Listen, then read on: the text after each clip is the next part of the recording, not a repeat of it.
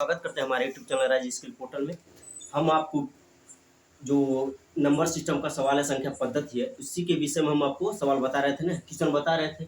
तो हमने विगत वर्षों तक आपको जितना भी सवाल बन सकता है, इंपॉर्टेंट सवाल जो महत्वपूर्ण था, ऐसा जो लग रहा था कि हाँ आप लोग नहीं लगा सकते हैं, ठीक है ना, उसे हमने क्या किया था, बताया था, ठीक है ना।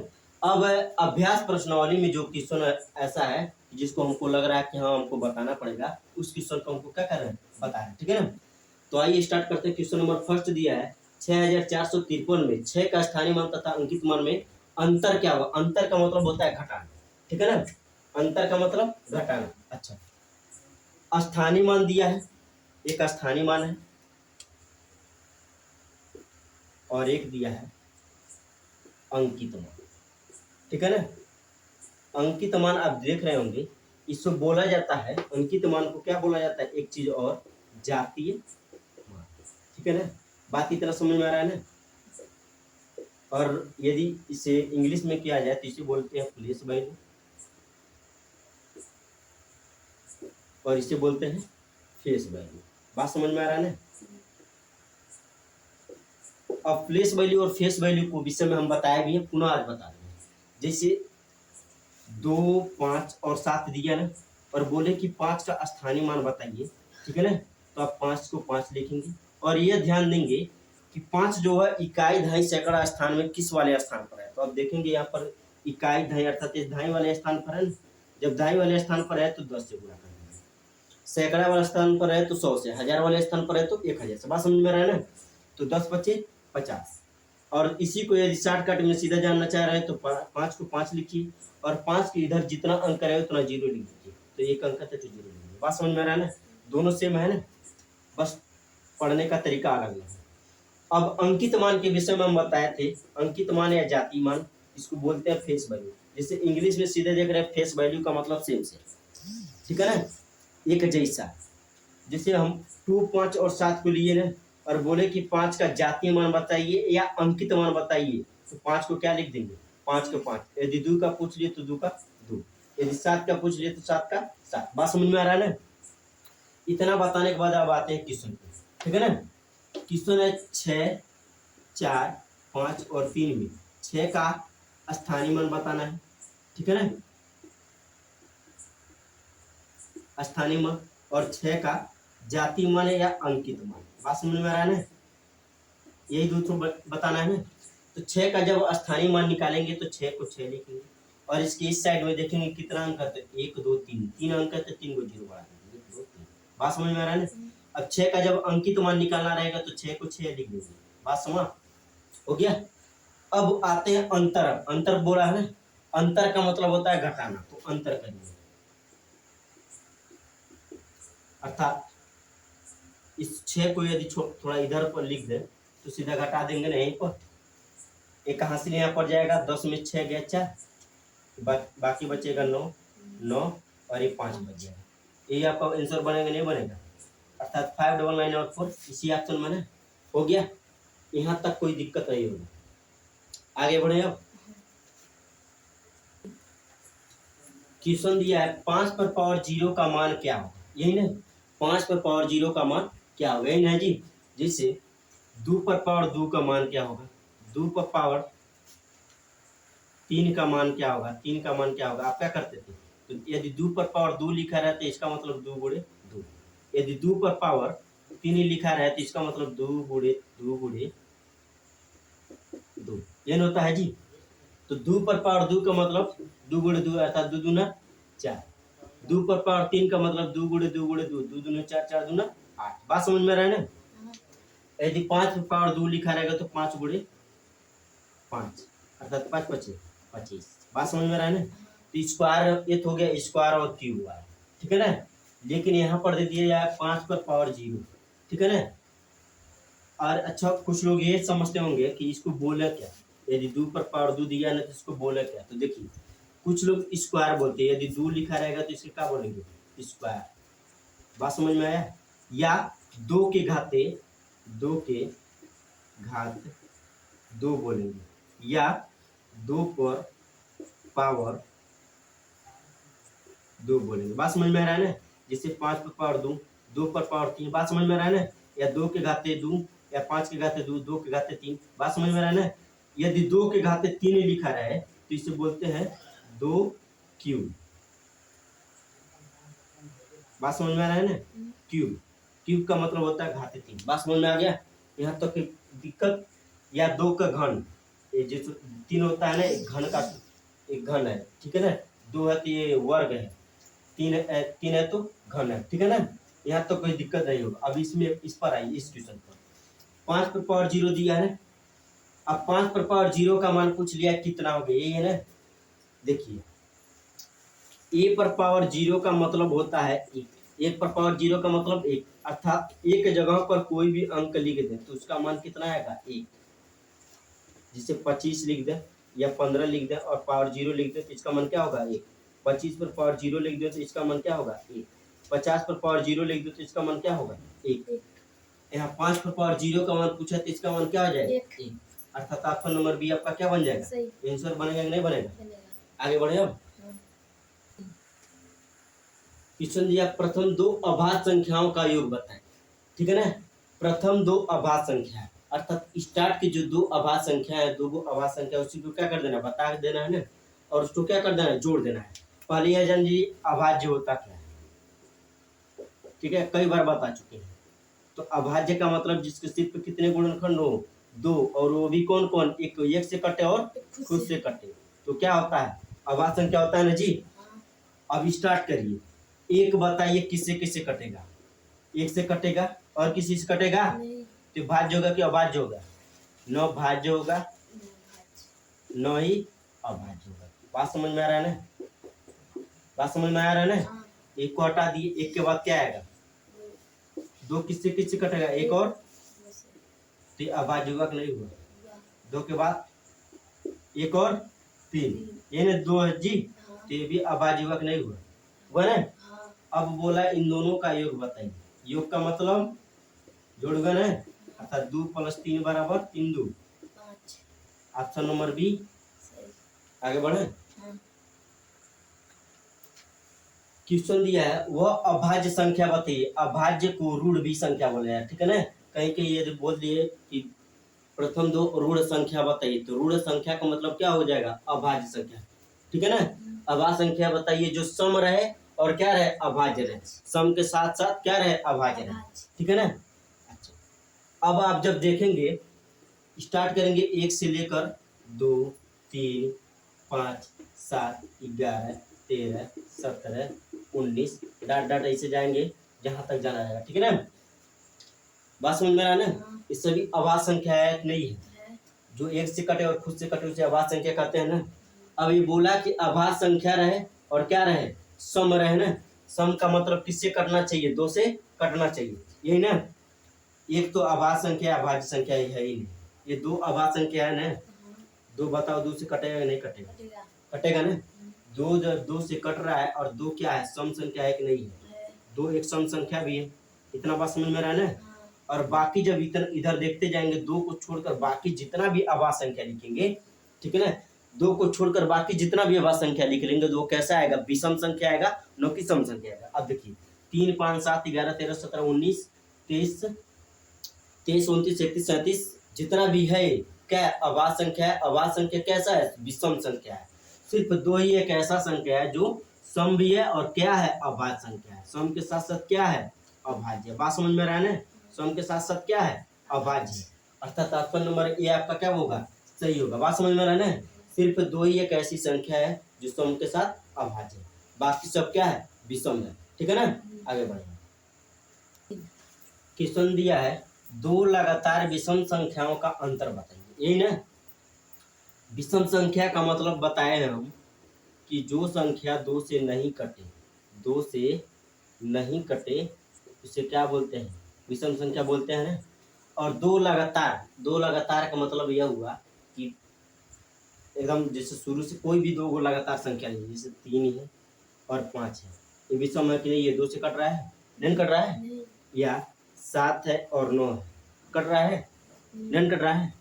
11 13 कट रहा है, 23 और 25 लगातार विषम संख्या है कि नहीं है। 35 37 लगातार विषम संख्या एक नहीं है। हाँ, है ना जी। सभी विषम संख्या एक नहीं है। लगातार का मतलब तुरंत तुरंत है, ठीक है ना। जिसे क्रम से, जैसे 1 2 3 4 5 गिनना है ना, तो इसमें विषम संख्या काटो, जैसे 1 3 5 7 क्या है, लगातार जा रहा है ना, विषम संख्या है ना। तो जैसे 3 5 ये लगातार है, 35 37 लगातार, 11 13 37 11 13 लगातार है, 7 और 9 लगातार है, 13 और 25 लगातार है ना। बात समझ में आ रहा है ना। अब बोला इनके बीच में अंतर बताइए, तो 37 में से 35 घटाएंगे कितना आएगा, आ रहा है 2। सबका अंतर कितना आ रहा है, अर्थात 2 लगातार विषम संख्याओं का अंतर सदैव कितना आएगा, 2 आएगा नहीं आएगा। तो ऑप्शन नंबर ए आपका सही होगा नहीं होगा। तो कभी भी पूछ रहे 2 लगातार विषम संख्याओं का अंतर बताइए, क्या होगा, 2 होगा। यदि यहीं पर पूछ ले अगला क्वेश्चन कि 2 लगातार सम संख्याओं का अंतर बताइए, है ना जी। ये ना क्वेश्चन, 2 लगातार सम संख्याओं का अंतर बताइए, यही क्वेश्चन है ना। तो लगातार पहले सम संख्या लिखिए, जैसे 2 2 और 4 लगातार है कि नहीं है, 6 और 8 लगातार है, 50 और 52 लगातार है ना, 70 और 72 लगातार है, हाँ, 40 42 लगातार है ना। इनके बीच का अंतर कितना आएगा, 2 2 है। सब 2 आ रहा है कि नहीं आ रहा है, आ रहा है ना जी। मतलब क्या हुआ, 2 लगातार सम संख्या रहे या 2 लगातार विषम संख्या रहे, तो उसका अंतर सदैव कितना आएगा, 2 आएगा कि नहीं आएगा, आएगा ना जी। प्रूफ की भी किए है ना, सभी आ रहा है कि नहीं आ रहा है। वो नीचे वाला कट रहा है, क्या देखोगे, सब आ गया ना। बात समझ में आया ना। 2 लगातार सम रहे या लगातार विषम रहे, तो उसका अंतर सदैव कितना आएगा, 2 आएगा ना। आगे बढ़े हम। क्वेश्चन दिया 30 और 50 के बीच कुल कितने भाज्य संख्याएं हैं, कुल कितने भाज्य संख्याएं हैं, और इसमें से 30 को और 50 को क्या कर देना है, गिना ही गिनना है, छोड़ देना है, ठीक है ना। अब भाज्य संख्या का मतलब पहले समझ लीजिए। भाज्य का मतलब, अभाज्य का मतलब आपको कई बार बता चुके हैं कि जो सिर्फ 2 ही प्रकार से कटे वो क्या है, अभाज्य। और जो कम से कम कितने प्रकार से कट जाए, 2 से अधिक प्रकार से, अर्थात 3 प्रकार से कट जाए, वो क्या होगा, भाज्य होगा कि नहीं होगा। कम से कम 3 प्रकार से कटे तो भाज्य होगा कि नहीं होगा। बात समझ में आ रहा है ना। जो कम से कम 3 तरीका से कट जाए वो भाज्य होगा। बात समझ में आ रहा है ना। जैसे मान लीजिए हमने 35 को लिखा और बोलिए 35 किससे किससे कटेगा, तो आप बोलेंगे 3 से कट जाएगा, नहीं कटेगा। 5 से, 1 से, 7 से और 35 से। इतना तरीका से कट रहा है कि नहीं कट रहा है। जब ये 4 तरीका से कट रहा है तो क्या होगा, भाज्य होगा कि नहीं होगा, भाज्य होगा ना।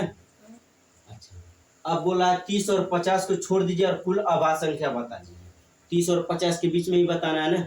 चलिए अब लिख के हम बता दे रहे हैं।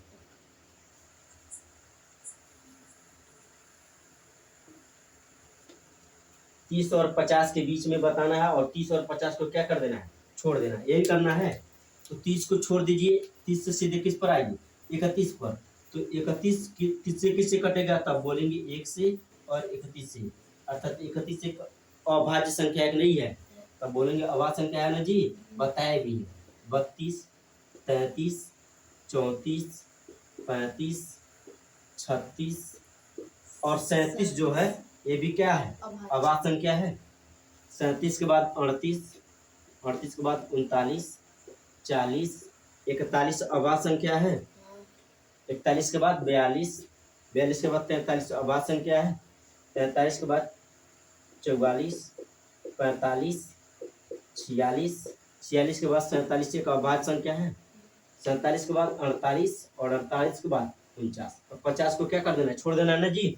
अब गिनिए टोटल कितना है, तो 1 2 3 4 5 6 7 8 9 10 11 12 13 14, तो टोटल कितना है, अब बोलेंगे 14। बात समझ में रहा है ना। तो हो गया आपका आंसर। क्वेश्चन नंबर 12 का ऑप्शन नंबर बी क्या हो जाएगा, आंसर हो जाएगा। अच्छा रुक जाइए, यदि इसको शॉर्टकट में लगाना चाहेंगे तो कैसे लिखेंगे। मान लीजिए इतना न लिखना पड़े तो कैसे लगाएंगे, आप क्या करेंगे, आप ये देखेंगे 30 और 50, 30 से कहाँ तक देखना है हमको, तो 50 तक देखना है, 30 से 50 तक देखना है, और 30 को और 50 को क्या कर देना है, 30 को भी छोड़ देना है और 50 को भी क्या कर देना है, छोड़ देना है। अब कैसे लगाएंगे, अब देखेंगे 30 और 50 के बीच में कुल कितना संख्या है, तो अब क्या करिए 50 में पहले एक जोड़ देंगे, 50 में एक जोड़ेंगे कितना हो जाएगा 51, 51 से ए वाला जो 30 है उसे घटा दीजिए, कितना टोटल आएगा 21, अर्थात 50 और 21 के बीच 30 और 50 के बीच में कुल कितना संख्या है, तो 21 संख्या है। बात समझ में आया ना, आपको एक जोड़ना पड़ेगा तभी ये लग पाएगा, बात समझ में आया ना। अब अभाज्य संख्याओं को गिन लीजिए, तब बोलेंगे 1 2 3 4 5, ठीक है ना। अभाज्य संख्या के विषय में बताया, अब आपको एक याद भी रहेगा, तो 5 इसे घटा देंगे, 21 में 5 घटाएंगे तो कितना बचेगा, 11 से 5 गए 6, अर्थात 16 बचा ना। और 30 को और 50 को जब छोड़ेंगे तो 2 को और घटाएंगे कि नहीं घटाएंगे, 16 में से 2 घटाएंगे तो कितना बचा, या ऑप्शन नंबर बी आपका आंसर बनेगा नहीं बना। बात समझ में आ रहा है। सबसे पहले 50 में एक जोड़ेंगे तो 50 में से 30 घटाएंगे तो 21 आएगा, 21 में से टोटल अभाज्य संख्या घटाएंगे तो 5 है, तो 5 घटाएंगे 16 है, और 16 में से जो 30 और 50 को छोड़ दिए उससे घटा देंगे तो 14 आ जाएगा। अरे और ये आपका क्या बन जाएगा, आंसर बन जाएगा। और कुछ नहीं आ रहा है तो इस तरह आप लिख दीजिएगा, ठीक है ना, बन गया आंसर। क्वेश्चन है, वह छोटी से छोटी संख्या कौन सी है जिसे किसी सम संख्या में, किस में जोड़ना है, किसी सम संख्या में जोड़े या घटाने पर जो प्राप्त संख्या होगा क्या होगा, विषम होगा। यही क्वेश्चन है। कोई भी सम संख्या लिखिए, ठीक है ना, कोई भी सम संख्या, जैसे जो 2 से कट जाए उसे सम संख्या बोलते हैं ना। 4 हो गया, 6 हो गया, 12 हो गया, 48 हो गया, 54 हो गया, 58 हो गया, सब सम संख्या है कि नहीं है। 96 हो गया, 86 हो गया, सब सम संख्या है ना। सभी के सभी संख्या 2 से कट जाएगा ना। अब बोला है इन सभी संख्याओं में, ये सम संख्या है ना, इसमें 0 1 और 2 3, इनमें से कौन ऐसी संख्या है, ठीक है ना, जिसे छोटे से छोटा रहना चाहिए, इन्हें कि बड़ा कोई लेना, बड़ा नहीं, छोटा से छोटा, छोटा छोटा बोला ना। इनमें से कौन वो छोटी से छोटी संख्या है जिसे इसमें जोड़ दें या घटा दें तो जो मिलेगा वो क्या मिलेगा, विषम ही मिलेगा, सम नहीं मिलेगा। जैसे 0 है ना, किसी भी संख्या में 0 जोड़ेंगे तो 4 और 0 4, ये सम मिल गया कि नहीं मिल गया, मिल गया ना। हमको मिलना क्या चाहिए, विषम मिलना चाहिए ना जी। तो जब सम मिल गया तो पहला ऑप्शन गलत हुआ नहीं हुआ, काट देंगे। अच्छा, दूसरा ऑप्शन एक है ना जी। इस सभी संख्याओं को एक जोड़े, ठीक है, या घटाएं, या 4 में से क्या कर दें, घटा दें, 6 में जोड़ दें, या 6 में से क्या कर दें, घटा दें, +1 कर दें या -1 कर दें, +1 कर दें या -1 कर दें। बात समझ में आ रहा है ना। तो जो भी मिलेगा, ठीक है, जो भी आंसर आएगा वह कैसा आएगा, विषम संख्या आना चाहिए। यदि विषम संख्या नहीं आ रहा तो क्या हो जाएगा, गलत होगा ना जी। तो 4 में से 1 गया क्या आएगा, 6 में से 1 गया, 12 में से 1 गया, 48 में 1 गया, 4 में 1 जोड़ोगे तो 6 में 1, 12 और 1, 48 और 1, 49 हुआ ना जी। 54 में से 1 घटा दो, 48 में 1, 96 में से 1, 86 में से, और 54 में 1 जोड़ दो, पुनः 58 में +1 कर दो, पुनः 96 में +1 कर दो, पुनः 86 में +1 कर दो। यही ना जी। जोड़े और घटाने पर जो संख्या आना चाहिए, क्या आना चाहिए, विषम आना चाहिए ना। यहाँ पर देखोगे 4 और 1 5 हुआ है, विषम है। 4 में से 1 गया 3, ये भी विषम है ना। यहाँ पर देखो 54 में से 1 गया, 58 में से 1 गया, 96 में से 1 गया, 86 में से 1 गया, 86 में 1 जोड़ेंगे तो 96 में 1, 58 और 1, 54 और 1। अच्छा, अब ध्यान से देखिएगा, यह जो भी आया है क्या आया है, विषम है कि नहीं है, और यह जो भी आया है विषम है, यह भी आया विषम है, यह भी आया विषम है। अर्थात एक ऐसी संख्या है जो किसी भी सम संख्या में जोड़ दें या घटा दे तो जो भी आ रहा है आंसर क्या आ रहा है, किस में आ रहा है, विषम में आ रहा है, नहीं आ रहा है, आ रहा है ना जी। अर्थात एक आंसर हो सकता है कि नहीं हो सकता है, हो सकता है ना, यहाँ तो कोई दिक्कत नहीं।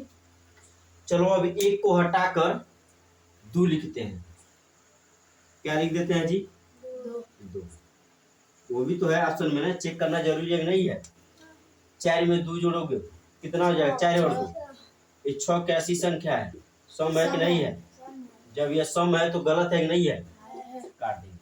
अब 3 पर आ जाओगे, 6 में 3 जोड़ोगे कितना हो जाएगा, 4 में 3 जोड़ोगे तो 4 3 7 होगा, विषम होगा कि नहीं होगा, सम नहीं होगा। 6 में 3 6 3 विषम है, 12 और 3 विषम है, 48 और 3 51 विषम है। आई घटाओगे 48 में 3 गया 45 आएगा ना जी, विषम है। 12 में 3 गया विषम है, 6 में 3 गया विषम है, 4 में 3 गया विषम है नहीं है, अर्थात 3 भी तो सही है कि नहीं है ना। लेकिन हमको बताना कैसी संख्या है, छोटी से, जब छोटी से छोटी बताना रहेगा तो ये गलत होगा नहीं होगा, होगा ना। सही है लेकिन बड़ा है, किससे बड़ा है, तो 1 से बड़ा है, हमको बताना कैसा है, छोटा छोटा बताना ना। तो 1 और 3 दोनों ऐसी संख्याएं हैं, 1 और 3 दोनों ऐसी संख्याएं हैं जिसे किसी विषम संख्या में जोड़ दे या घटा दे तो जो आंसर आएगा कैसा आएगा, विषम आएगा। लेकिन इस ट्यूशन के हिसाब से आंसर क्या मारेंगे, 1। यहाँ तो कोई दिक्कत नहीं है, आगे बढ़े हम। क्वेश्चन दिया है 10 और 20 के बीच कुल अभाज्य संख्याएं हैं, मतलब 10 से लेकर, ये 10 से लेकर और 20 तक कुल जितना भी अभाज्य संख्या है उसे लिख कर क्या कर दीजिए, बता दीजिए, कॉट है गिनकर बता दीजिए, यही क्या करना हमको बताना, ठीक है। अब अभाज्य संख्या के विषय में पुनः एक बार थोड़ा सा और बता रहे हैं, बार बार इसलिए बता रहे हैं ताकि आप लोग भूले जाए, ठीक है ना। जो सिर्फ जिसके सिर्फ एक और खुद की गुणनखंड हो क्या कहलाता है, अभाज्य संख्या कहलाता है, नहीं कहलाता है। अच्छा 10 से ऊपर और 20 से नीचे ही रखना ना। 10 के बाद क्या आता है, 11 क्या क्या गुणनखंड है, 1 और 11 1 और 11 यही ना जी, 2 ही गुणनखंड हुआ ना। 11 के बाद 12 आता है ना, 12 बताओ कौन कौन गुणनखंड है, 1 2 3 6 4 12 इतना गुणनखंड हो रहा है तो भाज्य होगा कि अभाज्य होगा, भाज्य होगा ना। अब 12 के बाद 11 के बाद आता है 13, ये भी अभाज्य है, इसके बीच सिर्फ 2 ही गुणनखंड है। 13 के बाद 17, 17 के बाद 19, यही ना, इन सभी के सिर्फ 2 ही गुणनखंड है, ठीक है। एक है और एक वो खुद है, अर्थात 13 का 1 और 13, 17 का 1 और 17, 19 का 1 और 17। बताइए कट हो रहा है 1 2 3 4, 4 ही को हो रहा है नहीं हो रहा है, अर्थात 10 और 20 के बीच में कुल कितना अभाज्य संख्या है जी, 4। बस हो गया आंसर, कोई दिक्कत नहीं ना जी इसमें, नहीं। क्या करें आगे बढ़े हो, चलिए ठीक। क्वेश्चन दिया है 16,540 की अनुवर्ती संख्या क्या है। तो कितने लोग होंगे कि अनुवर्ती देखकर, नया वर्ड है ना अनुवर्ती, जब अनुवर्ती देखेंगे तो सोचने लगेंगे कि होता क्या, ठीक है ना। तो हम बता दें आपको अनुवर्ती और उत्तरवर्ती, ठीक है ना, ये दोनों बात सेम एक ही है, ठीक है ना। उत्तरवर्ती में क्या करते हैं, +1 करते हैं ना जी, तो जब इसमें +1 तो इसमें भी +1 होगा नहीं होगा, यहाँ तो कोई दिक्कत नहीं है। अर्थात 16,540 का अनुवर्ती संख्या बताना ना जी, 16,540 अनुवर्ती में क्या होता है +1, अर्थात कितना कर देंगे 16,000 एक जोड़ेंगे तो 16,541 होगा नहीं होगा, और 16,541 आपका क्या बन जाएगा। ऑप्शन नंबर कौन है, ऑप्शन नंबर पहला। यहाँ तो कोई दिक्कत नहीं है, आगे बढ़े। चलिए क्वेश्चन दिया 2 अंकों की बड़ी से बड़ी अभाज्य संख्या है, ठीक है ना। इस क्वेश्चन को शायद पहले भी हम बताएं, ठीक है ना, पुनः आज बता रहे हैं। बड़ी से बड़ी 2 अंकों की बड़ी से बड़ी अभाज्य संख्या है, ठीक है ना, यही बताना है ना। चलिए अब देखिए ध्यान से देखिए, सब 1 से लेकर 100 तक टोटल कुल कितना अभाज्य संख्या है, कितना है जी बताओ? 25 25। और 1 से लेकर 50 तक में 10 है ना, हाँ यही ना जी? हाँ 1 से लेकर 100 तक जब हम बता रहे थे, इसमें सबसे बड़ा आवाज संख्या क्या था? 97 ही था कि नहीं था? अर्थात इस क्वेश्चन का आंसर बना नहीं बना नहीं बना ना जी? हाँ लेकिन अब लगाएंगे कैसे, मान लो नहीं पता है इसका आंसर, ये भी नहीं पता है, तो अब लगाएंगे कैसे ही देखेंगे, ठीक है ना? तो 99, 98, 97 और 95 में देखो कौन सबसे बड़ा है, तो बोलोगे 98, 99, अर्थात 99 सबसे बड़ा नहीं है ना? इस 99 से 99 से, ठीक है, बड़ा 99 से बड़ा कोई भी वर्ग संख्या लो, पूर्ण वर्ग संख्या लो, इससे बड़ा रहना चाहिए। तो 99 से 10 बड़ा कौन है? 10 10 का का स्क्वायर 100 बड़ा है कि नहीं है? हाँ, ये 100 किसका स्क्वायर है? 10 का 10 का स्क्वायर है ना जी? अब इस 10 से छोटा जितना भी आवाज संख्या लिख दो, जिससे 2 छोटा है कि नहीं है, इससे आवाज संख्या है 3 है, 5 है, 7 है, इसके बाद कोई और नहीं ना?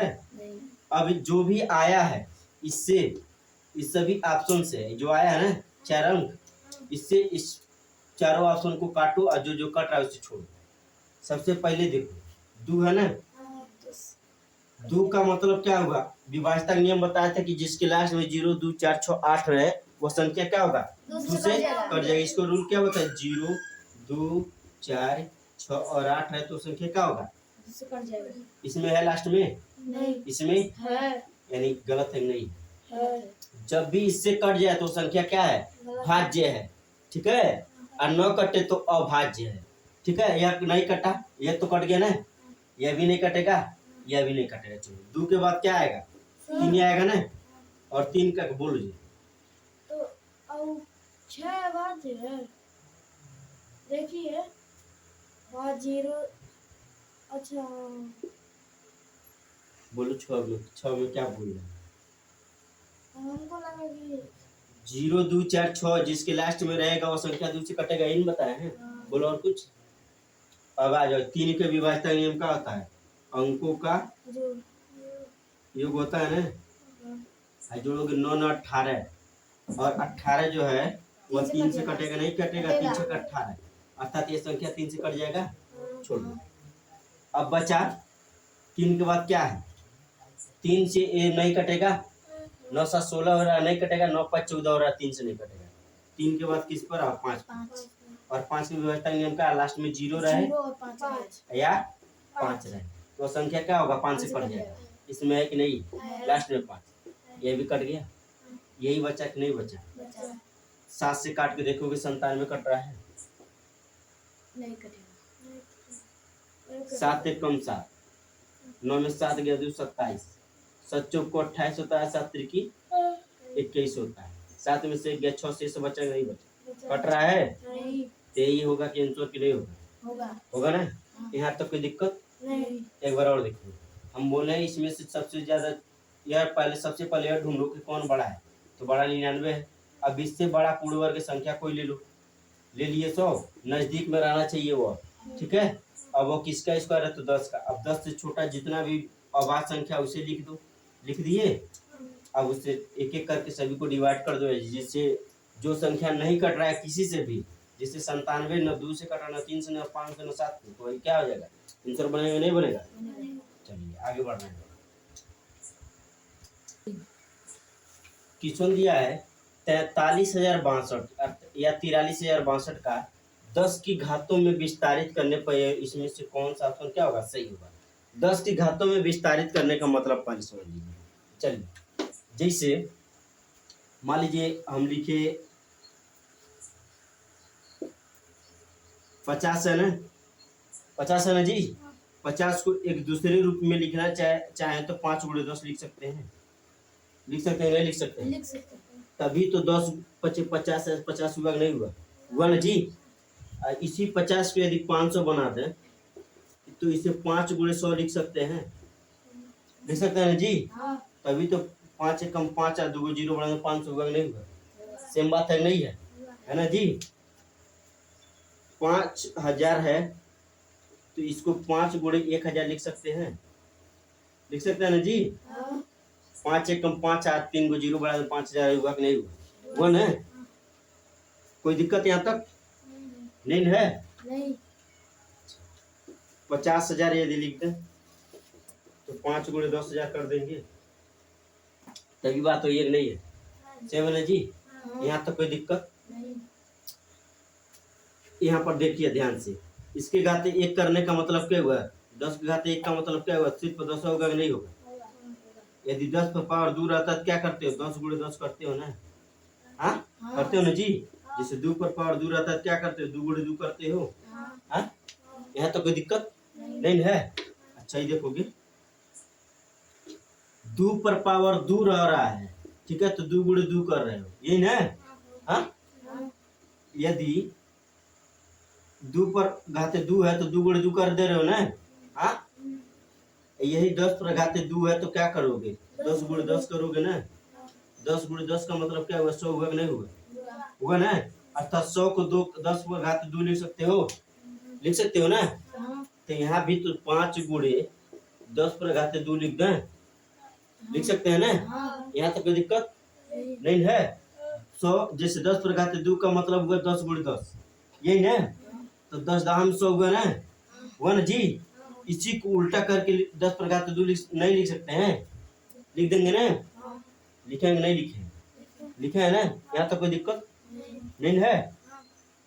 जैसे इसे एक रूप में 10 × 10 लिख सकते हो। हाँ दोनों जब एक जैसा है तो इसे 5 × 10 पर घाते 2 लिख सकते हो। हाँ यहाँ तो कोई दिक्कत नहीं तभी ये 500 आएगा नहीं आएगा? आएगा ना? थोड़ा यहाँ पर देखोगे, इन 3 0 है ना? हाँ इसे 5 × 10 पर घाते 3 लिखोगे तो इसका मतलब क्या हुआ? 10 पर घाते 3 का मतलब 10 × 10 × 10, यही ना? 1 कम 1 1 कम 1 0 0 0 3 0 है तो 3 0 बढ़ाते हैं गुणा में ना? जो 0 रहता है जोड़ कर लिख देते हैं कि नहीं लिख देते हैं? गिन कर लिख देते हैं ना? 3 0 3 0 लिखे 1000 आएगा नहीं आया?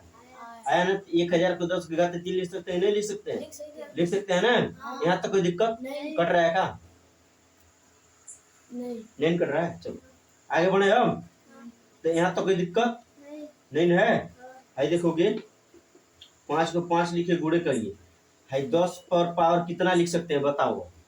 10 है बताओ जल्दी, यदि सीख लिए हो तो बताओ कितना लिख दें? 10 पर पावर क्या लिख दें?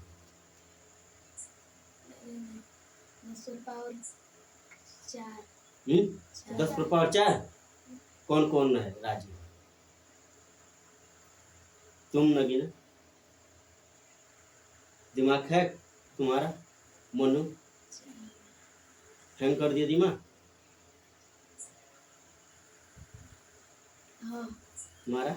10 पर घाते 4 कैसे जान गए हो कि 10 पर घाते 4 हुआ है?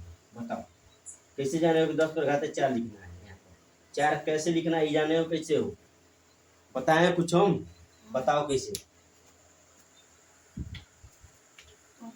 लिख के बता दे। नहीं बोलो, कुछ बोलो, कैसे जान गए हो? कैसे जान गए हो उसको है? अब देखो यहाँ पर ध्यान से देखोगे, भाई 1 0 था ना? तो 10 पर घाते 1 लिखे, यहाँ 2 0 है ना? 10 पर घाते 2 लिखे, यहाँ 3 0 है ना? 10 पर घाते 4 0 है ना? तो 10 पर घाते 4। बात समझ में आ रहा है ना? यानी जो 0 रहेगा उतना घात लगाएंगे कि नहीं लगाएंगे? यदि मान लो 6 लिखे, अब बताओ 6 × 10 पर पावर कितना लिख सकते हैं? 5 हाँ 5 0 है ना? 3 2 5, 10 पर घाते 5 लिखोगे ना? इसका मान यही आएगा नहीं आएगा? यहाँ तक कोई दिक्कत नहीं है। आगे बढ़े हो। अब यह क्वेश्चन बताएं, यहाँ तक कोई दिक्कत नहीं सर तो मोनूस पूछेगा। हाँ मोनूस पूछेगा। अच्छा मोनू बताएगा।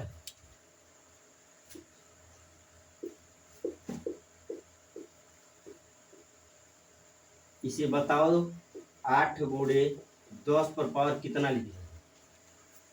6 हाँ 6 0 है, 3 3 6, 10 पर घाते 6। यहाँ तक कोई दिक्कत नहीं है। चलो इतना मिटा दें, अब यह लगा दें, ठीक है ना?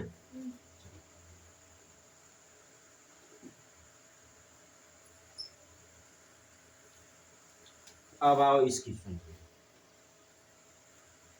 ये क्या दिया है?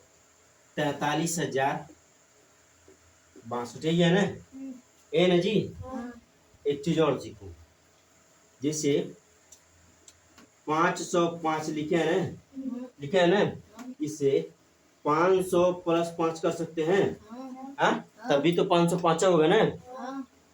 2020 लिखे हैं तो इसको किस तरह लिख दें? 2000 प्लस 20 लिख सकते हैं। तभी हुआ, हुआ कि नहीं हुआ? हुआ ना। 3035 को 3000 प्लस 35 लिख सकते हैं ना। कोई दिक्कत नहीं है। आगे बढ़े। 7008 है ना, ये कितना हुआ? 70,080 हुआ कि नहीं हुआ? इसको क्या लिखते हैं? 70,000 7,000 है ना। 70,000 प्लस 8 प्लस 10 हाँ 7 लाख है। इकाई दहाई सैकड़ा हजार 10,000 लाख 7 लाख हुआ ना। प्लस देखो 3 और 2 5 प्लस 80 लिख सकते हैं ना। तब भी तो इतना हुआ कि नहीं हुआ? जोड़ने पर हुआ ना जी। कोई दिक्कत? इसी प्रकार से इसे लिखोगे 4,000 इकाई दहाई सैकड़ा हजार 10,000 पड़ेगा नहीं है ना। ऐसे लिख सकते हैं क्या? जो कोई अंकवा है तो कोई 0, 4 अंक है तो 4 को 0 लिखे। प्लस 3 है, इधर 3 अंक 3 को 0 है ना। कोई दिक्कत यहाँ तक? हाँ नहीं है। आई मिटा दे। सेम देखोगे वही मॉडल वाग ने 7 को 7 लिखे हैं और इधर जितना अंक है उतना 0, 3 2 5 तो 5 तो 0 लिखे हैं। इन किए हैं। हाँ कोई दिक्कत नहीं है।